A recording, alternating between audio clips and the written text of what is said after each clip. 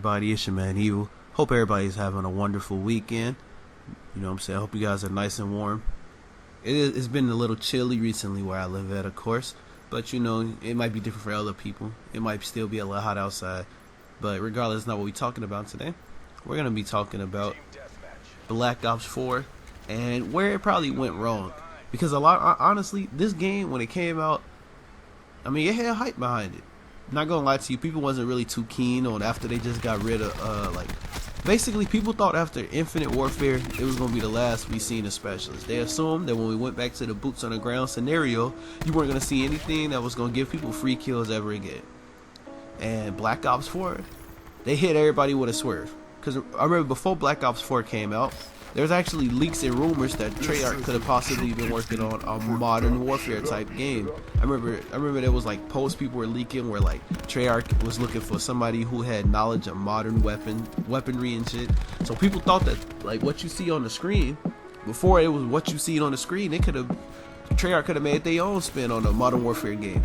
But instead we got Black Ops 4.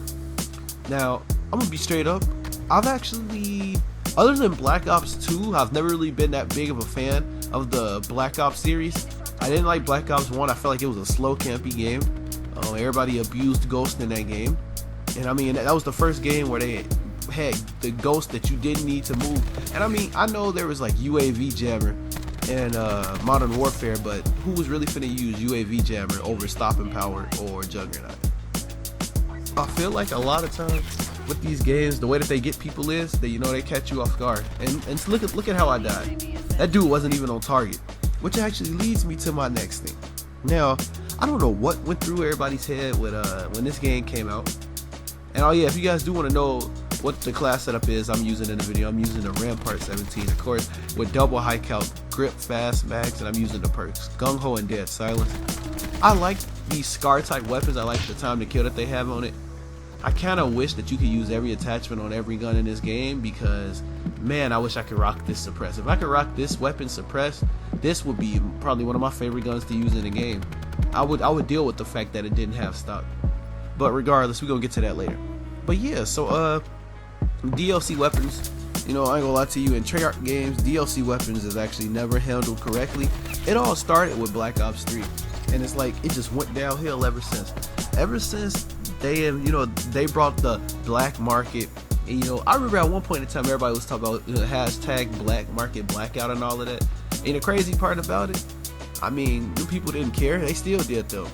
Now, the way that they did supply drops in BO3 compared to BO4, in my opinion, was a little bit better. And this might sound dumb because they both are horrible, but in BO3 you earn reserve crates, right? And you only earn like about one reserve crate at a time. They've never given us a double reserve crate event, not once since this game has been out. They don't really, when it comes to this game in general, I feel like that they're not really the most consumer friendly. I mean, come on now. They just started giving everybody weapon bribes, but majority of the weapon bribes you can get out this game, you had to buy at one point. And I mean, hey, if you have the money and you want to go ahead and waste it on some supply drops, do you? But, you know, I don't feel like it should have to work like that. The way they did attachments with this game, in my opinion, I don't know, man. I don't think it was a cool idea on paper, but I think at the end of the day, they should have just gave every weapon the same attachments. I know it's gonna be that argument that then there wouldn't be any type of, you know, class variety, but think about it. With every gun having a select few attachments, is there really any variety? Who's running an ICR without double grip and FMJ or quick draw?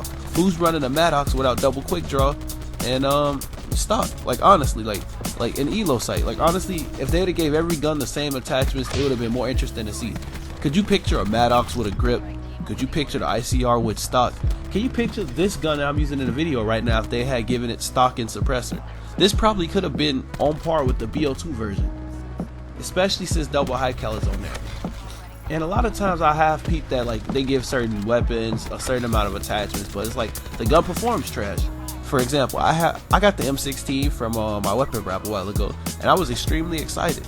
Like when I got it, I was like, oh yeah, hell yeah, I can't wait to use this gun. I got a gun that nobody else has, right? And then I attempted to use the M16 in multiplayer, and I have to say that was probably the worst experience I've ever had in my life. my KD went down because I was trying to use that gun with no attachments. Even with attachments, the gun still didn't really do that great.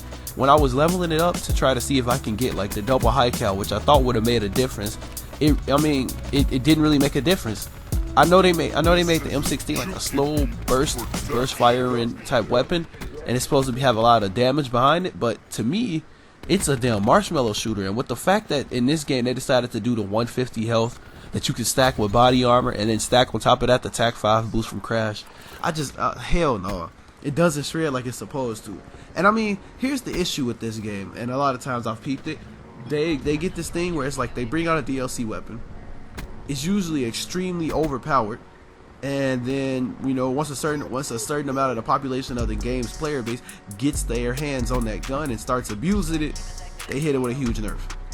But see, the M16 is the exact opposite, where that gun is such a piece of shit that what's going to probably end up happening is they're going to overbuff it till the community starts complaining and bitching about it. But that gun desperately needs a nerf.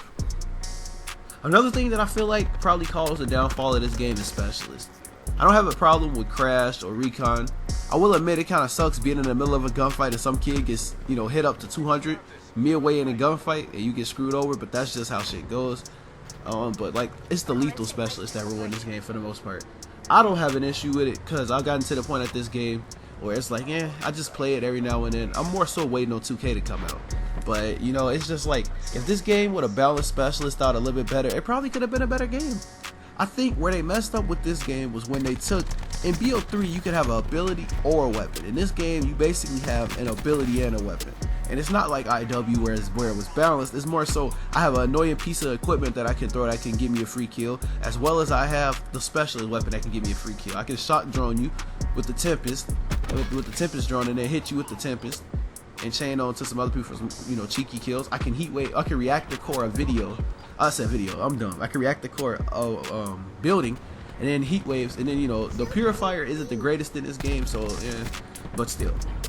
But guys, I feel like honestly right now, hopefully they can give us something good to end this game off with. The game overall, gameplay wise, is fine. It's just what they decided to add to it to try to be different that caused this game to not be the greatest in people's eyes. Is this game worse than World War II? Or will it get that same, let me go back to it love that World War II got? We'll never know. And I mean, I don't know. I don't see myself ever playing this game again once Modern Warfare comes out.